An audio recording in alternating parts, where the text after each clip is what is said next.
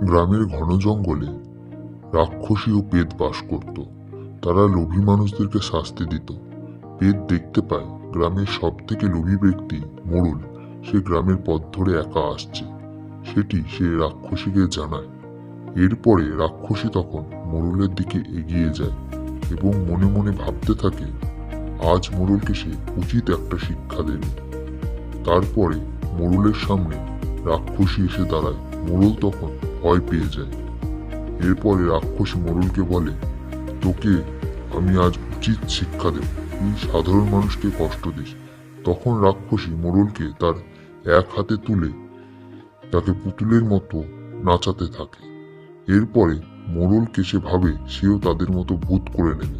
তারপরে মোড়লকে সে ভূত করে রাক্ষসী চলে যায়। এরপরে মোড়ল সেই রাক্ষসীদের মতো ভূত হয়ে সে জঙ্গলে এদিক ওদিক ঘুরতে থাকে।